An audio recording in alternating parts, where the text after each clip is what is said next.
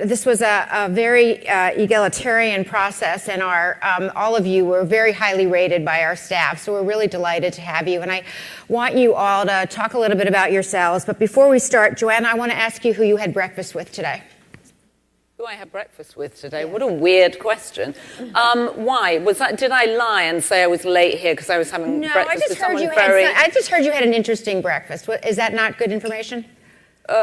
With some famous people from overseas? No. I'm totally puzzled. No, I actually had breakfast on the train. Actually, I had a fantastic breakfast on the train with Chris Quinn, who is at the back. We ran into each other on the train, and I was thrilled to see it. I did not have breakfast with anyone famous. Did you meet the Duke and Duchess of Windsor? Okay, I'm sorry. No, in fact, right now I'm with the program. In fact, no, I was so excited to come here today, and very excited about the award that I actually foregoed, whatever the word is, the opportunity to meet the Duke and Duchess. I was actually supposed to be at the British consulate this morning saying hello to them. I thought you were trying to make both work. That's what I was told, so I thought you could tell a little bit about it. But thank you for coming here instead. Sadly, I can say nothing other than the Upper East Side in New York is a completely no-go zone. All right, Kimberly, tell us a little bit about Black Girls Code, why and how you started it. Follow that, Kim. No pressure at all. So Black Girls Code is a nonprofit organization. We're headquartered in the Bay Area. It was started in 2011, really with an idea of creating a better pathway in the tech space for my daughter, who was 12 and heavily into technology. And I really wanted to create a community to nurture that raw talent, and there was nothing there, so I just had to create it. And so since that time, we've seen the organization grow, and we reached about 3,000 students to date, and continuing to train these new tech leaders and creators to kind of become like the new CEOs of the tech companies that we know and love. And that's great, and that's something, as we know, there's a dearth of women and minorities in tech, so Absolutely. That's terrific. Joanna, we know that you've been doing a lot of interesting editorial stuff with Cosmo. Tell us a little bit about how you're sort of moving the magazine in a different direction. Well, despite the fact I didn't have breakfast with Kate and Will, what we've been trying to do is I wanted to sort of focus on two things. One, wage equality, which just seems such an obvious thing that we should have, and yet we don't have it enshrined in lots of places. And given, in fact, I was talking backstage with Robbie Kaplan, who, as you know, did such an amazing job at the Supreme Court for marriage equality, talking to her about how can we push the cause of wage equality forward. I mean, it's just crazy that hasn't been yet done. And also access to contraception. I mean, I look at this through a European lens where I grew up in England, where we took for granted the access to contraception. Is not a political issue. It's a great belief that everybody should have a healthy sex life. Sexy sex life would also be good, but a healthy sex life if you can't have a sexy one. And access to contraception is really something that men and women should take responsibility for. And so those are things that I think we've been talking about in the magazine and on our website more than we had been doing for some time. Great, thank you. And Carrie, tell us a little bit about what the Global Good Fund is and how you came to start it.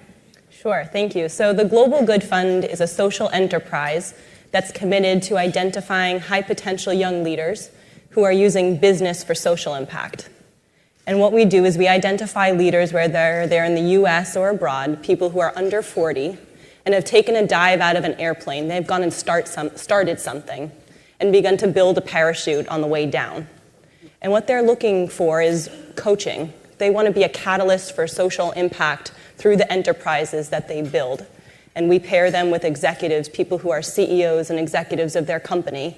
And this is a catalytic way to improve leadership development. We also provide financial support, leadership training, and assessment tools as well. The Global Good Fund really started because someone sponsored me and pulled me up. And I felt very grateful to have an opportunity where, in this case, a seasoned business executive who was a male really pulled me up and believed in me and helped me aspire and do things that I didn't know I could do in the first place. And if we could help young people throughout the world live out their full potential through the enterprises they create, what a gift to society that could be. That's wonderful. Thank you.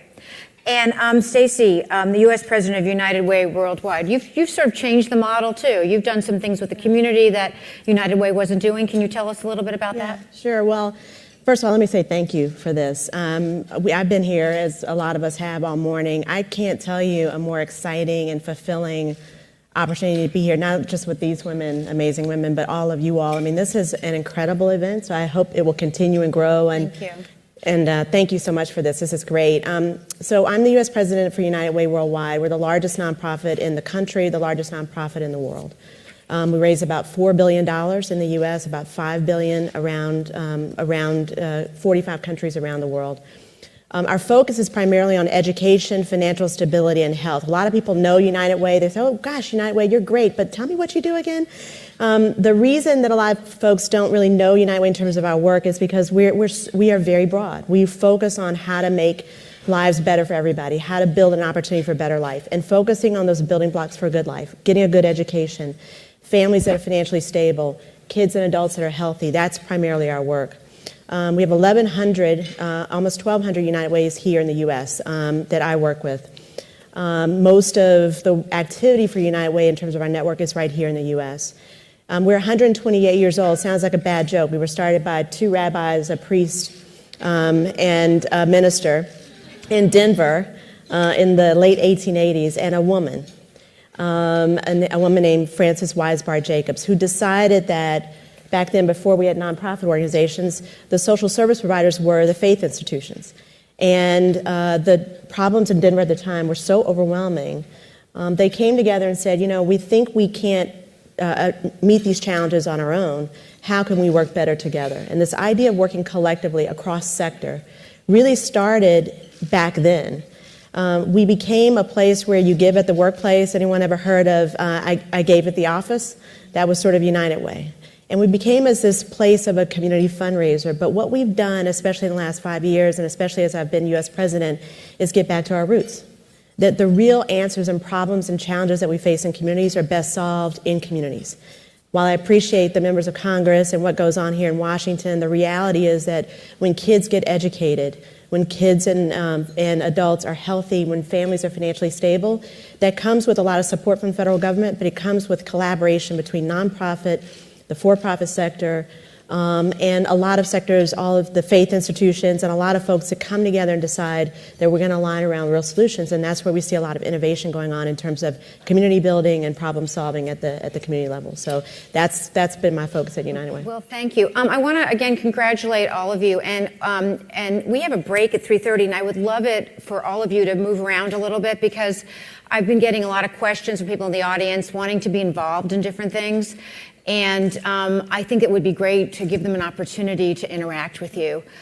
So with that, I think we're gonna stop here.